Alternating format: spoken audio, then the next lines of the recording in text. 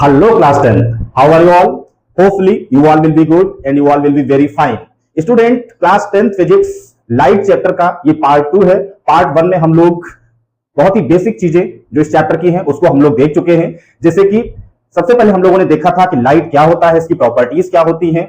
इसके बाद beam of light क्या है, इसके टाइप्स क्या है, ऑब्जेक्ट क्या है, ऑब्जेक्ट के टाइप्स क्या है, इमेज के टाइप्स क्या होते हैं। और इस चैप्टर का पहला और प्यारा कॉन्सेप्ट रिफ्लेक्शन क्या होता है, टाइप्स ऑफ रिफ्लेक्शन क्या होते हैं, लॉज ऑफ रिफ्लेक्शन क्या होते हैं।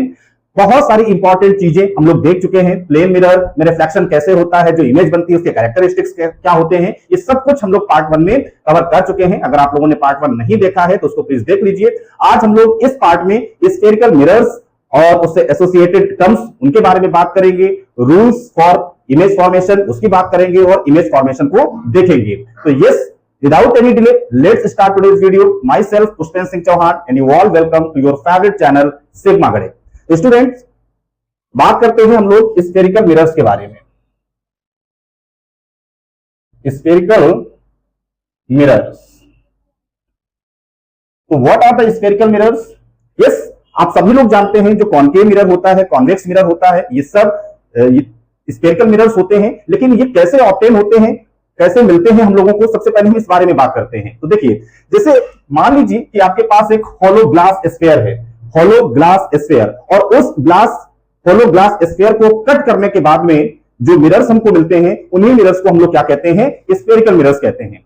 इस होलो ग्लास स्फीयर को, this is what, hollow glass sphere. Yes, if this is a hollow glass sphere तो इसका ये सेंटर हो गया। और अगर इस होलो ग्लास स्फीयर को हम लोग कट करते हैं किसी भी बेसिस पे, आप कट करिएगा और कट करने के बाद जो पोर्शन मिलेगा, मान लीजिए ये वाला पोर्शन आपको मिला है, ये पोर्शन, और इस पोर्शन का देखिए दो सरफेस है। ये वाला जो सरफेस होगा राइट साइड वाला, इसको आउटवर्ड सरफेस बोलेंगे, और जो लेफ्ट हैंड साइड है this one, this is the inward portion and this one is outward portion. अगर आप आउटवर्ड जो इसका पोर्शन है इसको पॉलिश करते हैं तो ये मिरर आपका क्या कहलाएगा? Yes, concave mirror. This is what, concave mirror. Yes, और इसी पोर्शन को अगर हम क्या करें, इसका जो इनवर्ड पोर्शन है, इस इनवर्ड पोर्शन को हम लोग अगर पॉलिश कर देते हैं तो ये वाला मिरर आपका क्या कहलाएगा?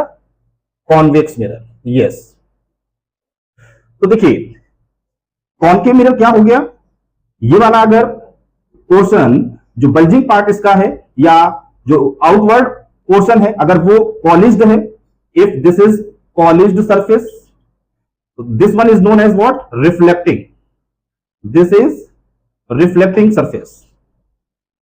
और सिमिलरली इधर क्या हो गया है, कॉन्वेक्स मिरर में जो इसका इनवर्ड पोर्शन है ये पॉलिश्ड है, और ये वाला जो सरफेस होगा ये आपका कैसा सरफेस होगा? यस, रिफ्लेक्टिंग सरफेस होगा। तो देखिए बहुत सिंपल वे में भी हम लोग समझ सकते हैं कि कॉनकेव, केव मींस आप जानते हैं गुफा होता है। तो मान लीजिए ये पोर्शन अगर हम इस तरीके का अगर शेप बनाते हैं और इसका जो आउटर सरफेस है अगर ये पॉलिश्ड है तो ये वाला पोर्शन आपका जो होगा ये रिफ्लेक्टिंग होगा, और इस टाइप के मिरर को हम लोग क्या बोलेंगे? कॉनकेव मिरर बोलेंगे। और इसका जस्ट अपोजिट जो होगा वो कॉन्वेक्स मिरर हो जाएगा। यस, कॉनकेव मिरर को हम लोग कन्वर्जिंग मिरर भी बोलते हैं, ध्यान रखेंगे, अभी समझेंगे इस चीज को। This is converging mirror and convex mirror is known as diverging mirror। Diverging mirror, तो कॉनकेव और कॉन्वेक्स मिरर की फोटो आपके माइंड में होनी चाहिए। यस, आप बिल्कुल भी इसके बारे में नहीं भूलेंगे। इसके बाद में देखिए कुछ टर्म्स होते हैं कॉनकेव या कॉन्वेक्स मिरर से एसोसिएटेड, वो टर्म्स क्या है और ये पता होने चाहिए, क्योंकि ये रे डायग्राम जब हम बनाते हैं तो ये सभी टर्म्स के बारे में हमको पता होना चाहिए। जैसे पूल क्या होता है, सेंटर ऑफ कर्वेचर क्या होता है, रेडियस ऑफ कर्वेचर क्या होता है, इसके बाद फोकस क्या होता है, फोकल लेंथ क्या होता है, इसके बाद अपर्चर क्या होता है। These are the basic terms associated concave and convex mirror. तो नेक्स्ट चीज जो हम लोग देखने वाले हैं दैट इज एसोसिएटेड टर्म्स। तो फर्स्ट ऑफ ऑल हम लोग देखते हैं किसमें, कॉनकेव मिरर में। जो कॉनकेव मिरर होता है उसमें, तो मान लीजिए ये आपका कॉनकेव मिरर है। यस, इसका जो आउटवर्ड पोर्शन है ये पॉलिश्ड है, और ये वाला जो है सरफेस ये क्या है, रिफ्लेक्टिंग सरफेस है। तो सबसे पहले हम लोग बात करते हैं किसके बारे में, पोल के बारे में। तो देखिए जो रिफ्लेक्टिंग पोर्शन है उसका जो सेंटर पॉइंट होगा, यस, इसको ही हम लोग क्या बोलेंगे, pole. Yes, centre point of the reflecting surface of any mirror is known as what? Pole. Yes, this is the pole. इसके बाद में सेकेंड टर्म देखते हैं, that is principal axis. Principal axis एक imaginary line होती है जो कि किससे पास होकर के जाती है? Yes, पोल से होकर के. Yes, सेंटर ऑफ कर्वेचर से भी होकर के पास होगी, बट अभी हम लोग ये समझ रहे हैं an imaginary line which passes through pole and is perpendicular to the reflecting surface is known as what? Principal axis. इसी को हम लोग क्या बोलेंगे? This is principal axis. Yes. इसके बाद देखिए नेक्स्ट टर्म जो रहने वाला है वो क्या है? हमने स्फीयर लिया था, स्फीयर का ये है centre. Yes, this is what? This is centre.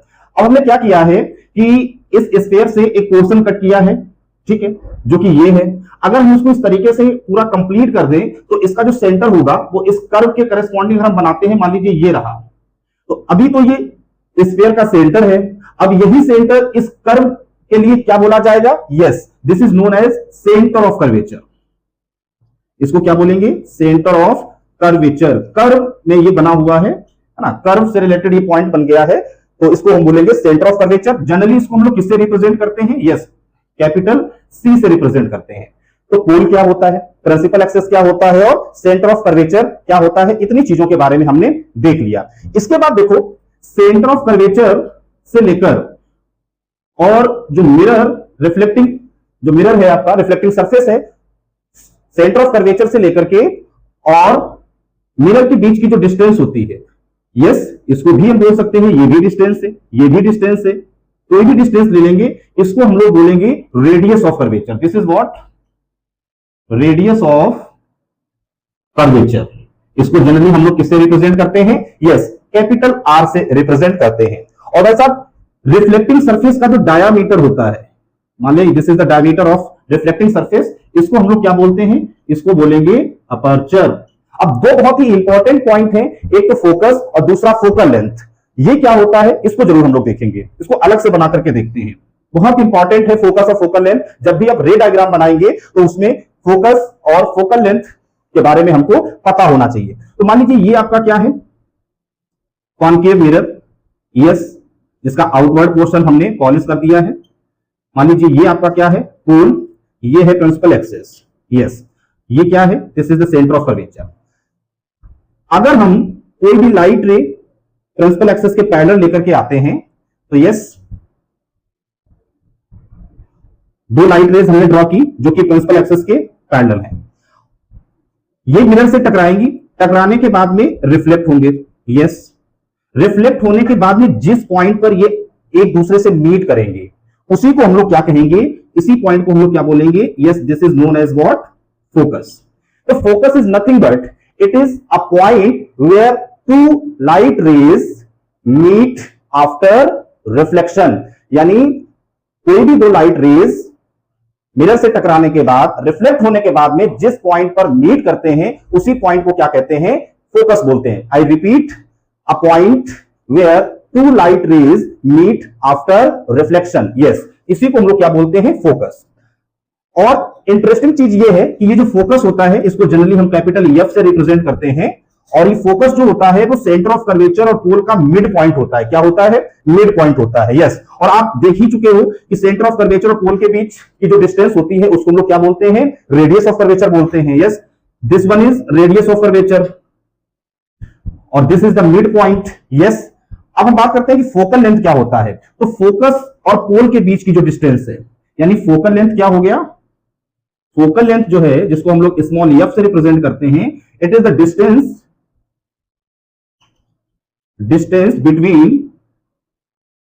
Between focus and पोल.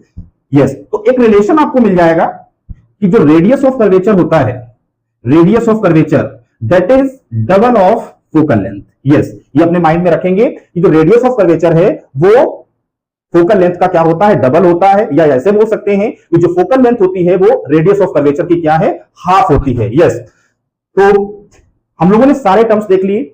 सबसे पहले पोल क्या होता है, प्रिंसिपल एक्सिस क्या होता है, सेंटर ऑफ कर्वेचर क्या होता है, रेडियस ऑफ कर्वेचर क्या होता है, अपर्चर क्या होता है, वेरी इंपॉर्टेंट फोकस क्या होता है. और ये फोकस जो होता है इसे प्रिंसिपल फोकस बोला जाता है. क्या बोला जाता है? Principal focus.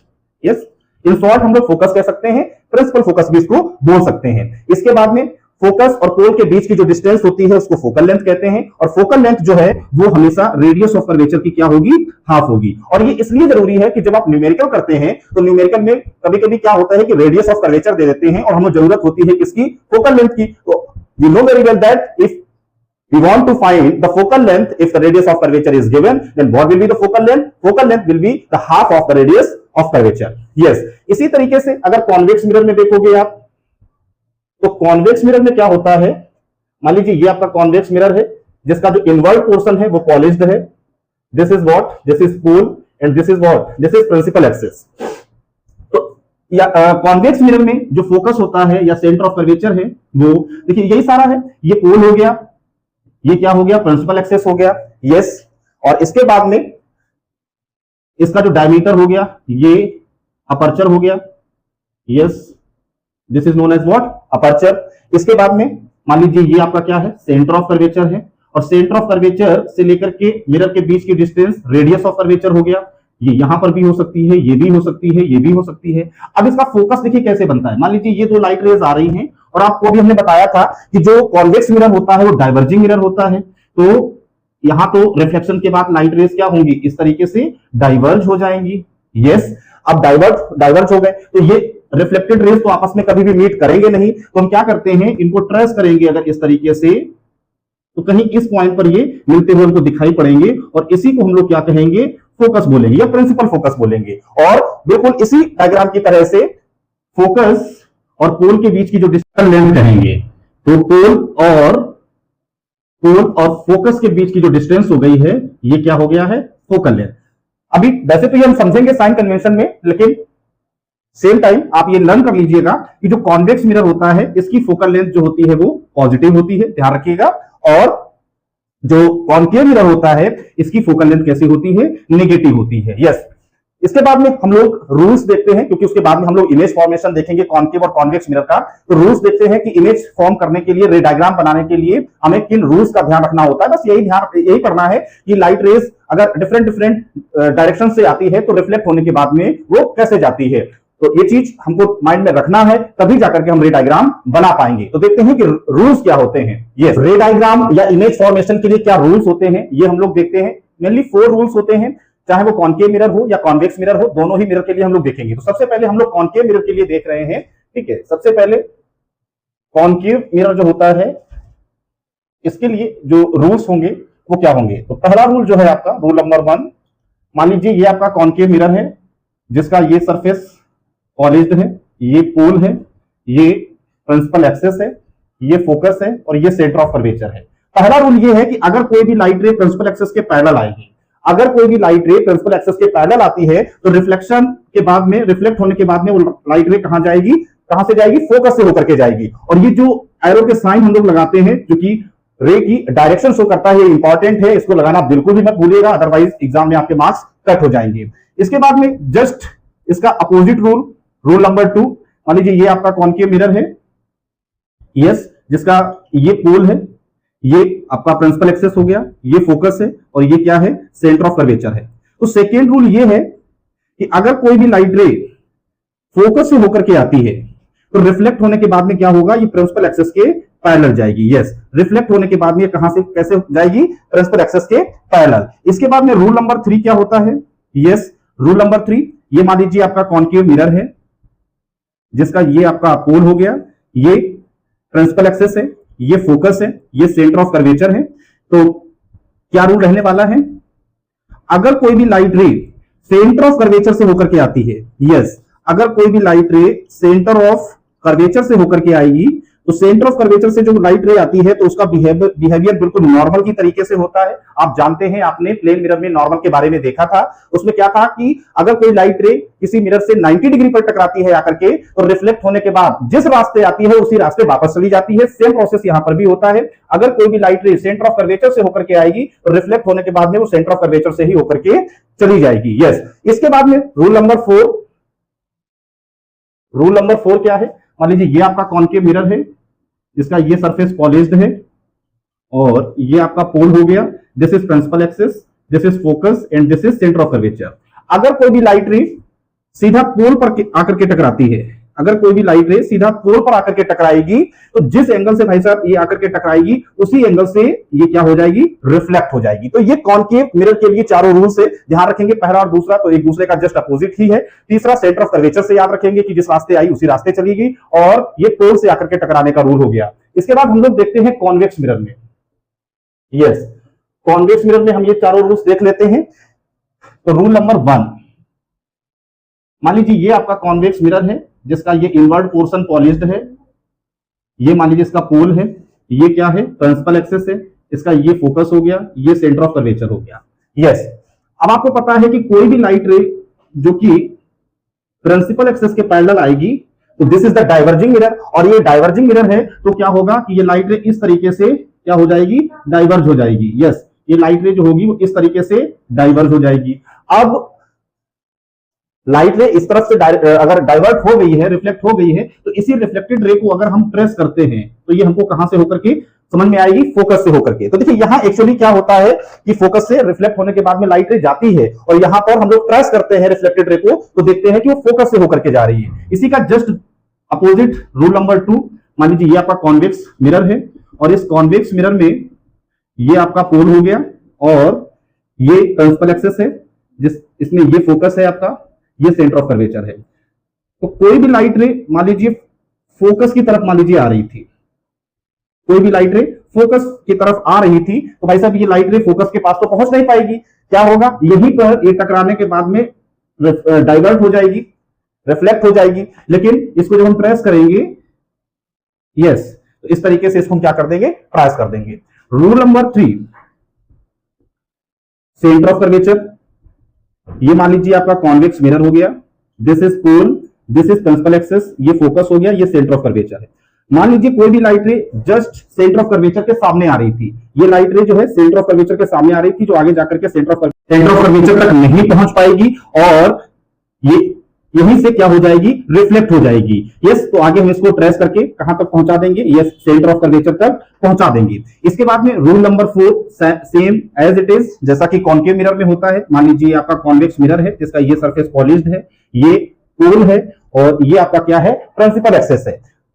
अगर कोई लाइट रे सीधा पोल पे आकर के टकराती है आकर के, तो जिस एंगल से टकराएगी आकर के उसी एंगल से जो है ये लाइट रे रिफ्लेक्ट होने के बाद में वापस चली जाएगी। यस, तो इस वीडियो में हम लोगों ने क्या क्या देखा है, स्फेरिकल मिरर्स क्या होते हैं, इसके टाइप्स क्या होते हैं, कॉन्केव मिरर, कॉन्वेक्स मिरर, और इसके बाद में सबसे इंपॉर्टेंट है कि जो एसोसिएटेड टर्म्स होते हैं वो हमने देखे हैं, जिसमें सबसे इंपॉर्टेंट फोकस और फोकल लेंथ रहने वाला है। इसके बाद में ये रूल्स जो इमेज फॉर्मेशन या रे डायग्राम के लिए बहुत ही इंपॉर्टेंट है, जो कि हम लोग फर्दर वीडियो में देखेंगे। तो यस, इस वीडियो में हम लोग सिर्फ इतना ही रखते हैं और नेक्स्ट वीडियो में इस चैप्टर का बहुत ही इंपॉर्टेंट पार्ट रे डायग्राम या इमेज फॉर्मेशन, कॉन्केव और कॉन्वेक्स मिरर, ये स्पेशली देखेंगे। तो बहुत ही इंपॉर्टेंट वीडियो रहेगा।